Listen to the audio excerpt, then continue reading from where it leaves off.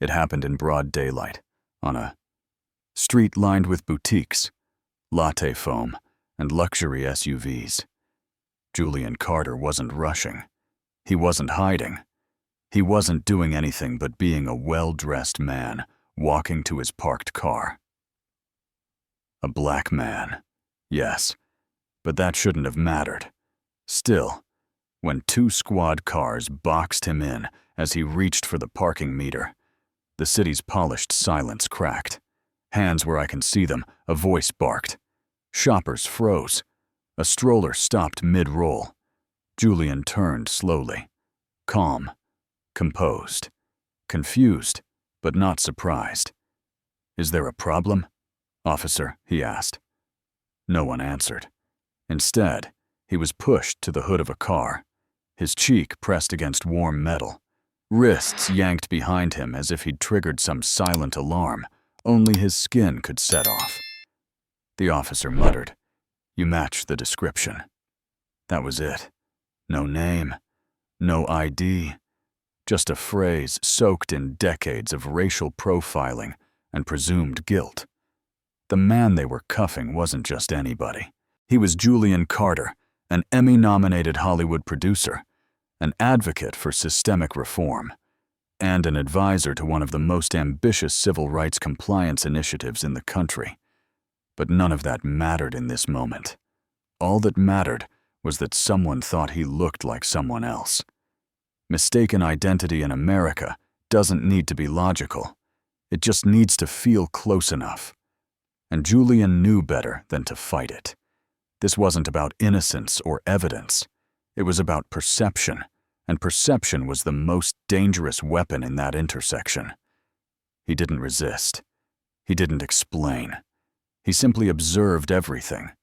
The tension in the officer's grip, the tightness of the zip ties, the absence of a Miranda warning, the fact that no one called it in. That's what tipped him off. That, and the nervous rookie pacing 3 steps behind, avoiding eye contact with the public, as if he knew this wasn't procedure. It was assumption. It was a textbook example of wrongful arrest unfolding in real time, in public, on camera. And that camera wasn't just the one in someone's hand, it was the one Julian carried. Always.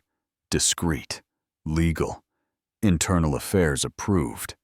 Because sometimes the only way to expose legal abuse is to record the system abusing itself.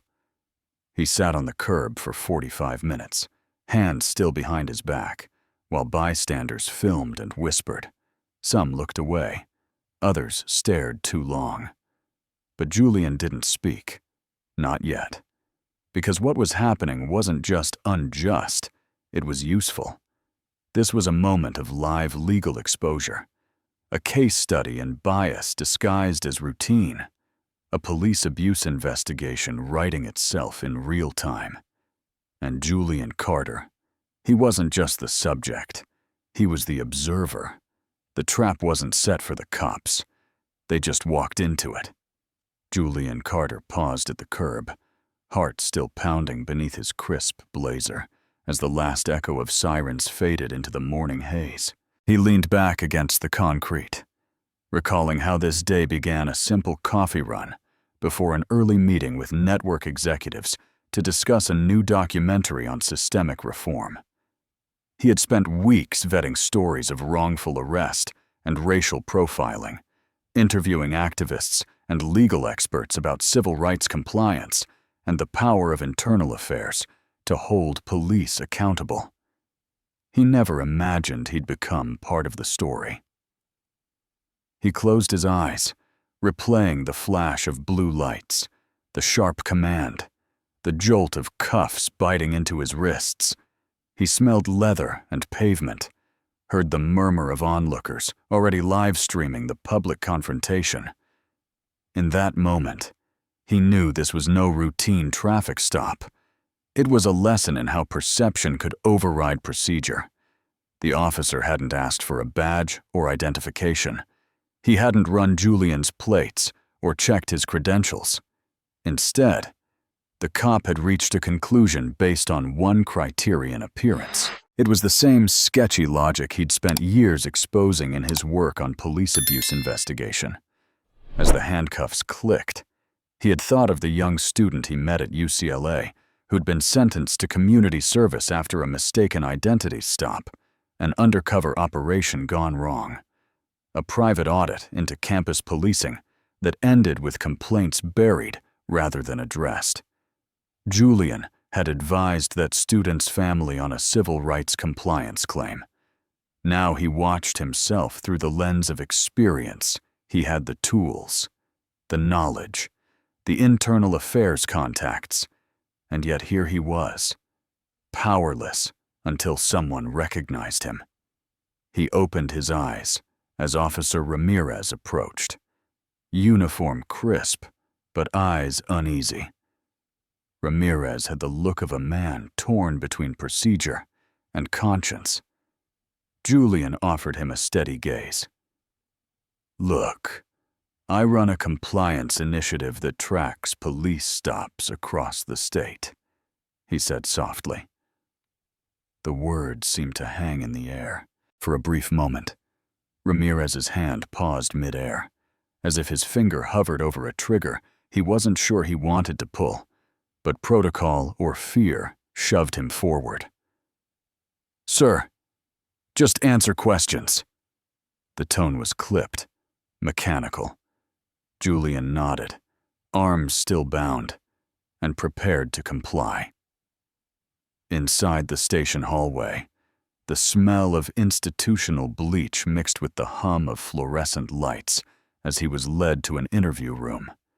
Hands still cuffed, he noted the lack of a Miranda warning, the absence of any sign-off for an official arrest. It was textbook wrongful arrest, a public display of force without legal cause. He'd seen it countless times on camera dashcam footage, body cam footage, civilian videos always edited to spark outrage or sympathy. Now he was living it, in the interview room. Julian sat on a metal chair. Across from him, two officers exchanged glances. One, a veteran with a police abuse investigation unit badge clipped to his belt, seemed to soften when he recognized Julian's face from a panel on racial profiling at USC. The other, hardened and silent, tapped a notepad as if filling space with meaningless scribbles.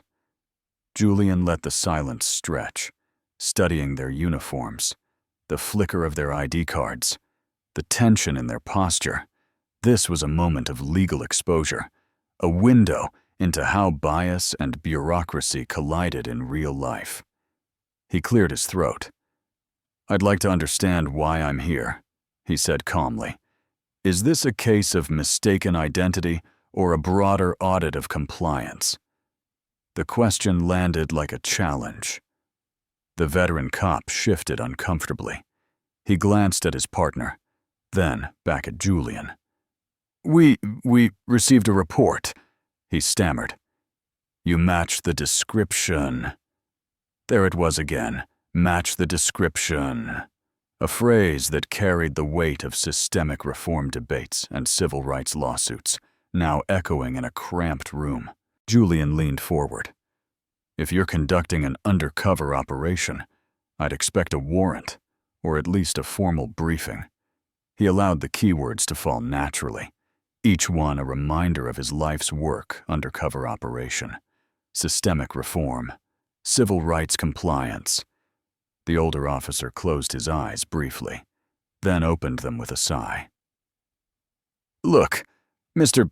Carter, you're free to go once we confirm you're not our suspect." The younger officer slid a file across the table. It contained a blurry surveillance still of a man wearing similar clothes and standing in the same general vicinity. Julian studied it and shook his head. "That's not me." He tapped the image. "My car's parked 2 blocks north. Check the dash cam on my sedan license. 7YDR4452. 3 clicks later, the cuffs were off. He rubbed his wrists, each red mark a testament to the day's injustice. But he held his expression steady. This was evidence, a case file for his next briefing with Internal Affairs and a new chapter in his documentary. As he stood, the officers looked at him with a mix of relief and regret. Julian inclined his head. "Thank you," he said. "I look forward to helping with that oversight report." Outside, the city's pace resumed. Julian walked back to his car, each step deliberate. The parking meter still displayed 2 minutes remaining. He dropped in a quarter, closed his eyes, and exhaled. The real work was just beginning. The sun had shifted slightly by the time Julian stepped back into the street, but the weight on his shoulders hadn't. The cuffs were gone, but the imprint of the moment lingered. And Julian, though calm, was no longer in observation mode. He was documenting in real time, recording mentally, emotionally, legally. This wasn't just about one encounter. It was a thread in a pattern he'd seen across departments. One more moment in a system overdue for exposure. At a nearby cafe, Julian met with his assistant, Ava, a former policy researcher who now ran coordination for his compliance work. She was already scrolling through her tablet, watching clips that were being posted online under titles like Hollywood Exec, Cuffed for Parking, and another case of racial profiling in Beverly Hills. The public confrontation had gone viral. Multiple bystanders had uploaded footage, and the algorithm was doing its job. 3 angles, clear audio, Ava said without looking up. 2 have over 50,000 views. Hashtags include wrongful arrest, profiling, and fit the description. We can submit these as part of the civil monitoring report. Julian nodded. Timestamp them. Flag officer names if audible. Let's get ahead of it. But it wasn't just going viral. It was raising flags in other places too. Just 2 hours later, Julian received a call from a contact in Internal Affairs. The officer, a soft-spoken woman named Danica Lee, had worked with Julian before on an undercover operation focused on racial disparities in use of force cases. She didn't waste time. "We've seen the footage," she said. "That was not procedure, and it's not the first complaint from that precinct." Julian already knew. He had personally reviewed at least 3 other reports involving the same unit, each dismissed as anecdotal. "I want to elevate it," he said. "Not just file it. I want a formal police abuse investigation. We're not dealing with rogue behavior anymore. This is culture." That afternoon, Julian was scheduled to attend a closed-door workshop with members of a statewide reform task force. The meeting, ironically, was about civil rights compliance in affluent areas, places where bias didn't look like broken bones, but like humiliation in a suit and silence in a holding cell. As he walked in, still wearing the same clothes from his morning ordeal, the room quieted. One official raised an eyebrow. "You okay?" Julian replied. "I'm relevant." Then he plugged in his phone and cast one of the viral videos to the projection screen. The footage played without commentary. Officers shouting, hands on Julian's back. A civilian's voice asking, "What did he even do?" The sound of cuffs clicking. Then the voice, "You match the description." When the clip ended, no one said a word. Julian spoke first. "This is the gap between protocol and practice, between training and instinct, between written law and lived law." He clicked to a slide titled Legal Exposure and Real-Time Oversight. This isn't about intent. It's about patterns. And patterns don't lie. After the workshop, He was approached by a woman in uniform. Tall, composed, decorated. Her name tag read Lieutenant Renee Clark. "I saw the clip," she said. "I also saw your restraint. Most people would have gone off." Julian smiled faintly. Most people don't walk around knowing the law is watching them more than it's protecting them. She looked away for a second, then back. "We're hosting a roundtable with internal affairs and community reps next week. You should be there, not as a guest, as a contributor." Meanwhile, back at the station, Officer Ramirez was pacing, the younger of the two who had detained Julian. He'd watched the footage, not the public one, the internal one from his own body cam. He saw the moment his hand reached for his cuffs before Julian had spoken, the nervous glance he gave his partner when the command started escalating, the moment he didn't intervene. That night, he reviewed his training notes, the modules on threat assessment, the examples of pre-incident indicators terms that sounded clinical but often translated to instinctive bias. He realized he wasn't just a bystander. He had been conditioned. 2 days later, Ramirez submitted a request to speak confidentially with Internal Affairs. The statement he gave added fuel to the fire.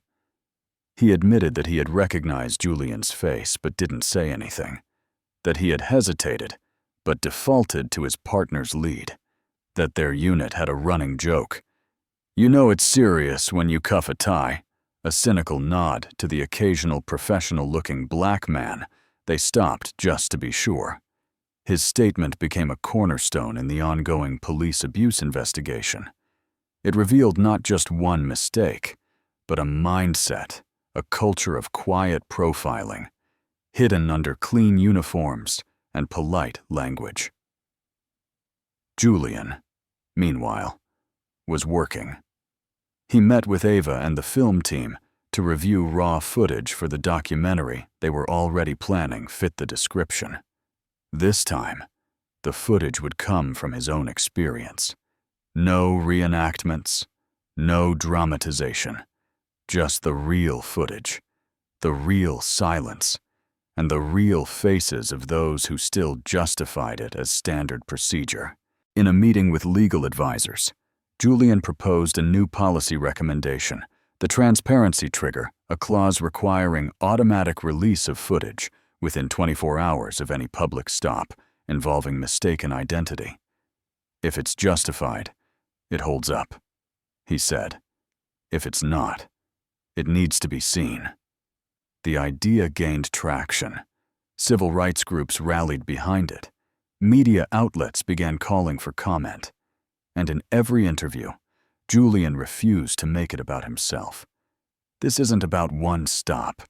It's about how many stops never made it to video, how many names we'll never know. One local anchor pushed, "Do you think you were treated that way because of your race?" Julian didn't blink. "I know I was treated that way because of my race. And I know that if I hadn't been someone with a platform, we wouldn't be having this conversation." Back at the precinct, pressure was mounting. Officer Ramirez's statement had opened a door, and behind it were files. Reports quietly closed. Warnings ignored. Body cam footage that was never reviewed. Internal Affairs began pulling call logs and disciplinary records. What started as one viral video had become a federal audit request. Julian wasn't leading the investigation, but he didn't need to. The system was reacting to its own reflection. But this was only the third turning point. The last hadn't arrived yet. Because what no one knew, not Ramirez, not Clark, not even Ava, was that Julian had already compiled a year's worth of encounters just like this. Subtle profiling, passive aggression, dismissed explanations, and he had done it with quiet consistency documenting, time-stamping, verifying, not to expose individuals, but to reveal a pattern no one could deny. This wasn't about revenge. This was about record, about memory, about what it meant to build truth, not through outrage, but through undeniable, uncomfortable fact. And Julian Carter had no interest in going viral. He was aiming for something much harder to ignore: systemic recognition and structural response. 3 days after the stop, Julian Carter was back in his office, a minimal, sunlit room tucked into a modest downtown building. Nothing flashy, just the essentials: a laptop, a notepad, and a large whiteboard filled with dates, incident codes, and clipped headlines. At the center of the board, in black marker, one phrase: "Patterns don't lie." That was the heart of it all. One bad arrest. A mistake. 2. A coincidence. But 10, 12, more especially in the same district, same department, following the same vague reasoning of "you fit the description." That was policy in denial. That was where civil rights compliance failed. And Julian wasn't just studying the problem. He was orchestrating the response. Ava entered quietly. "It's time," she said, placing a sealed folder on his desk. Inside, the compiled evidence package for the Federal Review Board. Every video, transcript, officer report, bystander statement, and body cam still. Not just from his case, but from 9 other incidents in the same region, spanning less than 6 months, all showing some version of the same event: Black and Latino men detained, questioned, sometimes cuffed, none formally charged. A quiet, systematic failure to distinguish suspicion from skin tone. But that wasn't the twist. The twist arrived that afternoon, in the form of an anonymous tip delivered through a secure inbox Julian maintained for his documentary research. The subject line read, "Training manual not for public use." Attached was a confidential PDF, an internal department guide used in officer orientation. It contained a section titled "Pre-Incident Behavioral Markers." The language was coded, sterile, but between the lines, it was clear officers were being trained to associate race-neutral behaviors like checking your phone near a parking meter or lingering near a luxury vehicle with indicators of potential threat when observed in high-theft zones. What wasn't written, but was deeply understood, was that those behaviors only triggered suspicion when exhibited by certain people. People who looked like Julian. This wasn't bias. This was programming, legal exposure wrapped in policy speak. Julian's fingers hovered over the mouse as he read the document again. He wasn't shocked. He was focused, because this changed everything. A police abuse investigation could target individuals, but this was evidence of systemic design, a culture taught to profile without ever using the word. He called Danica Lee at Internal Affairs. "You need to see this," he said, forwarding the file. She responded 10 minutes later. "Already escalated. DOJ is aware. We're shifting to a department-level inquiry." The language was crisp, professional, but the undertone was electric. Things were moving fast. The next day, Julian received a formal invitation to speak at a Department of Justice summit on law enforcement training reform. Not as a victim, not even as an advocate, but as a consultant. His documentation, his footage, his experience, all of it was now central to a policy-level review on racial profiling and systemic reform. One traffic stop had become the catalyst for what the DOJ was calling a transparency-based federal audit. But while the legal machinery turned, Julian made a different kind of move.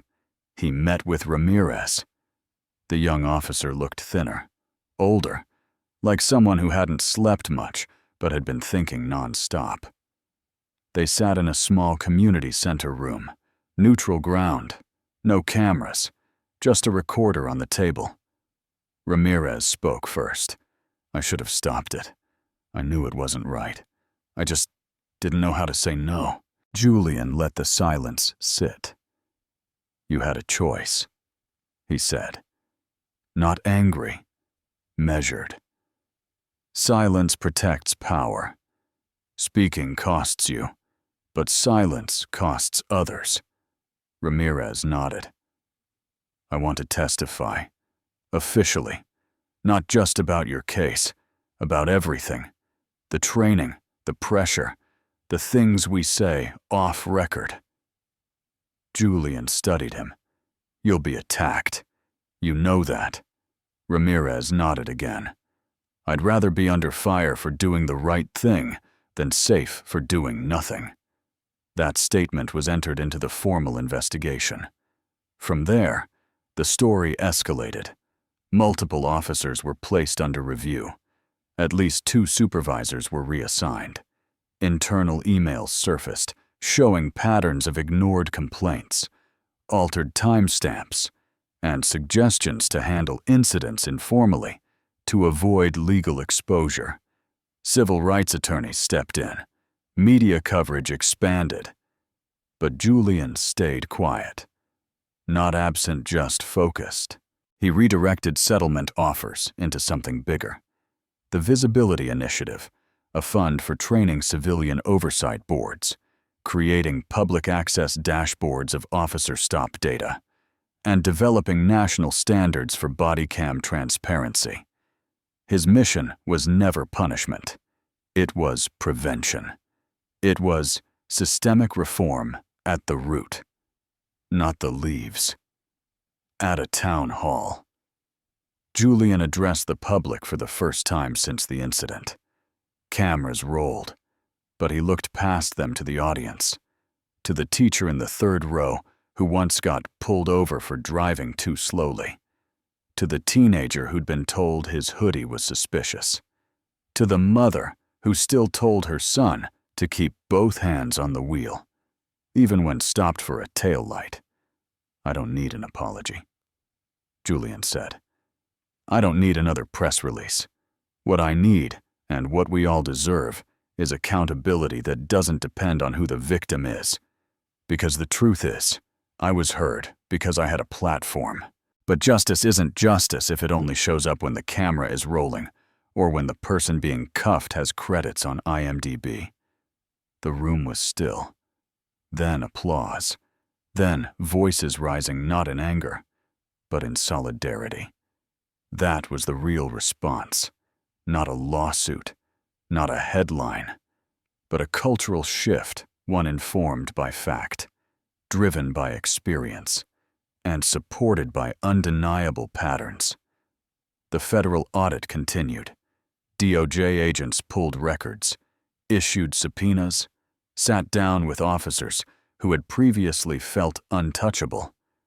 And in those closed rooms, the phrase "he fit the description" began to carry weight it never had before, not just as a justification, but as evidence of a flawed lens, a training failure, a systemic blind spot. Julian's footage, paired with Ramirez's testimony, became a case study for new curriculum in multiple police academies. Not fiction, not simulation, real footage, real people, real consequences. And the twist, it didn't end with Julian. Because what he built, what started with a traffic stop, wasn't just a spotlight on a moment. It was a blueprint for what happens when someone refuses to look away, when someone chooses to turn pain into data, silence into dialogue, and outrage into oversight. The badge wasn't the problem. The culture behind it was. And now, finally, someone was watching the watchers with clarity, with evidence, and with purpose. A few months later, Julian Carter stood alone in the back of a small auditorium in South Central Los Angeles. No cameras, no red carpet, no applause waiting, just folding chairs, a podium, and a quiet hum of conversation from young adults gathering for a workshop titled Know Your Rights, a Masterclass in Real-World Justice. It wasn't glamorous, but it was real, and that's all Julian ever cared about. He wasn't there to talk about being cuffed. He wasn't there to tell people what it's like to be mistaken for a suspect because of his skin. He was there to talk about transparency, legal exposure, and the quiet power of documentation.